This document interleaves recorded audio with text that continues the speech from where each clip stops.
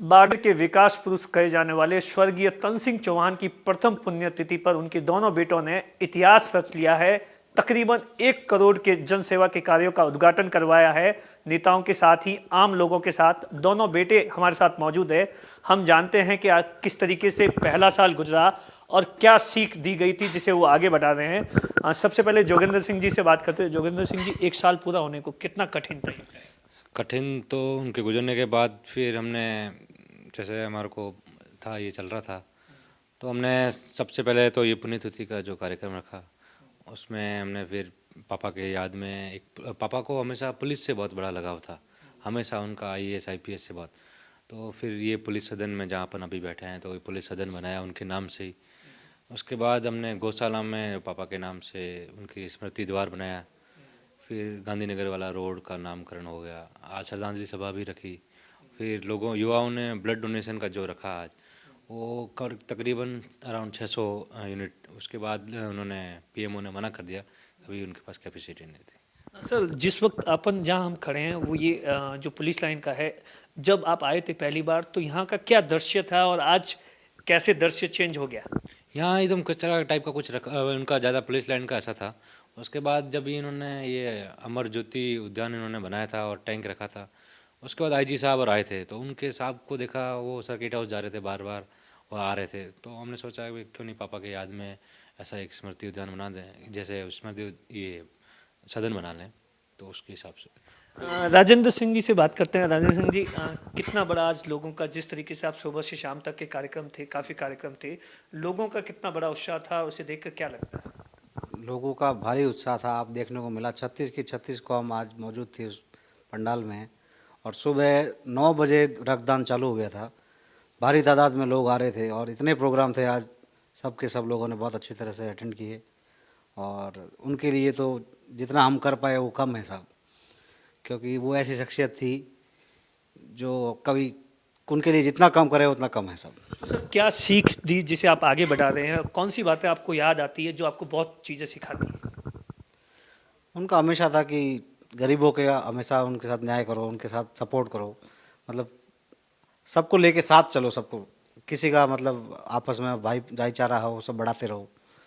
और उनकी सोच वैसी थी, वो सोच अभी भी जिंदा है साहब, वो कहीं भी है साहब। भगवान हमारे वो साथ कम टाइम दिया, पर जो भी है उनकी सोच लंबी आगे बढ़ती रहेगी सब। रणवीर सिंह जी, 1 साल कैसे गुजरा? कितना बड़ा, मतलब जिस तरीके से अचानक ही इतनी बड़ी जिम्मेदारी आ गई? साल तो बहुत टफ निकला। अभी भी एक एक दिन भी ऐसा याद आता है कि ऐसे लगता है कि पापा अभी अहमदाबाद में ही हैं।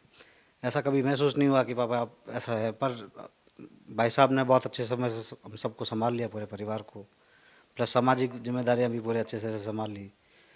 तो आप देखिए जोग साहब, मतलब 1 साल बाद जो गुजरा, उस दौरान जो पापा के जो लोग थे, जिन लोगों की सहायता की थी, उसके बाद में आपके ऊपर बड़ी जिम्मेदारी, क्योंकि आप उनके साथ में भी चलते थे, तो किस तरीके से उन सब चीज़ों को भी आपको मैनेज करना पड़ता है?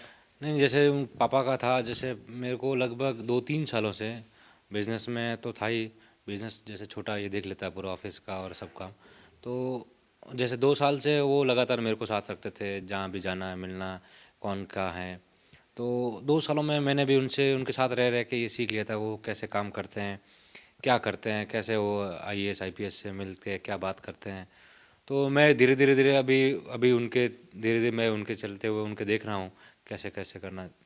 और लोगों से उनका गरीब जो गरीब जनता है उनके लिए उनका हमेशा प्रेम रहा, और हम भी पूरी कोशिश कर रहे हैं, हमारी हमारी तरफ से दोनों भाई जितना हो सके हम पूरा उसके लिए सहयोग करें। सर, वो 3 दिन कितने थे जिस वक्त हज़ारों लोग घर पर आ रहे थे? आमतौर पर ऐसे टाइम में किसी से कोई बातचीत करना भी पसंद नहीं करता।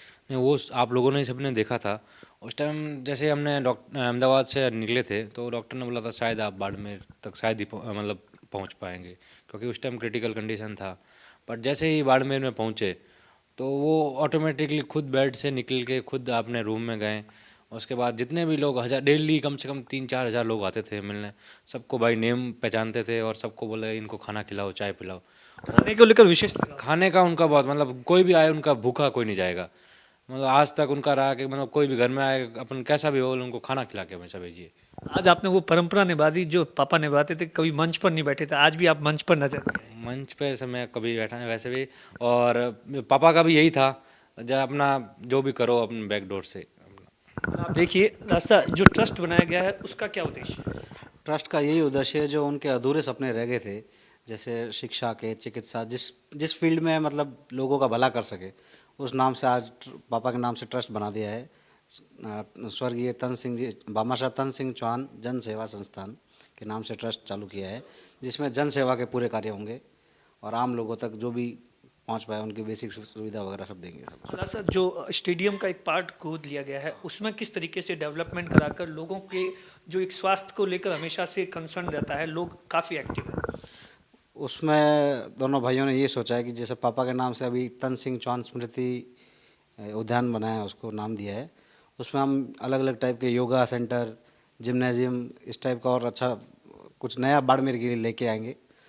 हाँ, उसके बारे में जो सर उसमें क्या है कि जैसे पापा उसी ट्रैक पे वॉक करते थे, तो हमने सबसे पहले एमएलए साहब और चेयरमैन साहब से निवेदन किया कि इस ट्रैक पे पापा वॉक करते थे तो हमें क्यों नहीं, हमें को वो गोद दिया है, क्योंकि वो भी इस टाइप का मतलब ज़्यादा उसमें कुछ हुआ नहीं, पूरा उजड़ा हुआ था, तो हमने क्यों नहीं हम उसी को लें और पापा की याद हमेशा ताज़ा रहे।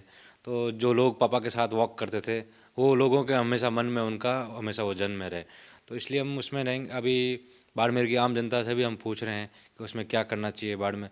जैसे अभी मैंने देखा पार्क में काफ़ी सारे ये ट्रेनिंग वाले बच्चे को, तो लेडीज़ को और स्पेशली एजेड वालों उनको बहुत परेशानी हो रही है, बच्चे अंदर खेलते भी हैं बहुत, तो उनके लिए हम स्पेशली सोचा है अभी कि हम एक योगा सेंटर बनाएं और कुछ लेडीज़ के लिए अलग से रखें, जो बच्चों के लिए भी कुछ खेलने के लिए स्पेशली हम लेडीज़ एंड जो एजेड ग्रुप है उनके लिए वहाँ कुछ करेंगे। अच्छा, तो आज गौसभा को लेकर भी कुछ ऐलान किया गया? जी, मैंने अभी जैसे फादर के नाम से आज हमने वो प्रोल बनाया था, उसके बाद हमने आज 11 लाख का गौ सेवा के लिए, जो पापा का हमेशा गायों के प्रति और इनके प्रति बहुत ज़्यादा था, तो आज भी हमने हमारे परिवार जन सेवा संस्थान की तरफ से 11 लाख का चेक दिया। सर, भाषण में एक ही बात निकल कर आई कि वो सब कास्ट को साथ में लेकर चलते थे, दूसरा टाइमिंग वो उनका सबसे ज़्यादा था, तो उस चीज़ को आप भी फॉलो कर रहे हैं? हाँ सर, हम भी 36 कौम का हमारा सबका जैसा पापा के साथ था वैसा मेरा भी कोशिश करता हूँ पूरी की पूरी उनसे जुड़ूँ। और बाकी सर, टाइमिंग को लेकर क्या सोचते हैं, किस तरीके से कंसर्न रहता था, क्या सिखाया टाइमिंग को लेकर? वो बहुत ही, मुझे एक किस्सा आपके भांजा ने भी बताया था कि मैं 6 बजे सुबह उठने वाला था, मुझे बोला था और 5 मिनट लेट हो गया तो वो चले गए। नहीं, टाइमिंग के बारे में वो तो बहुत पंचुअल थे साहब। जैसे एक किस्सा मैं सुनाता हूँ, एक बीआरओ के कोई ऑफिसर आने वाले थे साइट पे, तो मेरे को बोला गया कि 7:30 बजे तैयार रहना, तो मैं 7:40 हो गए थे उस सुबह, नीचे आया जब तक तो निकल गए थे। बोला वो रहने दे, सोता रहे तू। आप देखिए किस तरीके से दोनों बेटों ने उस कारवा को आगे बढ़ा दिया है और किसी भी तरीके से बाड़मेर के लोगों के लिए खास तौर से अब स्टेडियम का विकास होगा, साथ ही अन्य कार्यक्रमों का भी उद्घाटन किया गया है।